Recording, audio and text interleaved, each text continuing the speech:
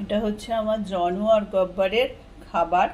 প্রথমে তো ওদের মাংস দিয়ে ভাতটাকে মেখে নিয়েছি, আর ওপরে একটু খুব গরম পড়েছে, ওপরে একটু টক দই দিয়ে দিয়েছি।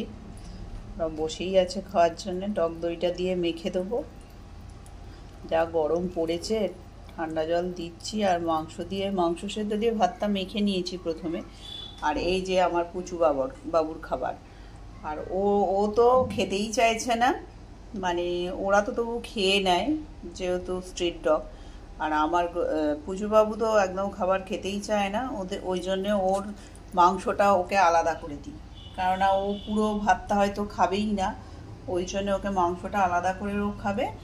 আর এখানে শুধু টক দই দিয়ে ভাতটা মেখে দিলে তবু খায়, তাও কোনো ঠিক ঠিকানা নেই, খাইয়ে দিতে হবে হয়তো, দেখা যাক কী করছে। কিন্তু আমার জনু আর গব্বর কিন্তু ওরা কিন্তু ভালো ছেলে, ওরা খেয়ে নেবে, ওদের নিয়ে কোনো অসুবিধে হয় না। যা গরম পড়েছে।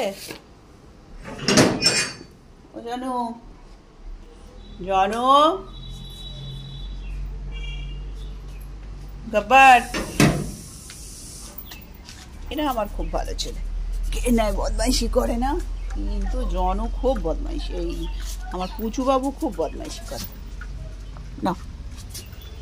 সোনা ছেলে সব আমার, সব সোনা ছেলে আমার, ভালো ছেলে, গুড বয়, ওরা খেয়ে নেবে। আর ওই যে মহারাজা আছে পুচু, ও এসে ওর যত নখরা খাওয়া নিয়ে, মোটে খেতে চাইবে না। খেয়ে নাও, এটা আমার গব্বর বেটা। জানো খেয়ে নে বাবু, খুব গরম পড়েছে, এখানে এই আম গাছের তলায় শুয়ে থাকবি, বেশি দূরে যাবি না, কোথাও ঘুরতে যাওয়ার দরকার নেই।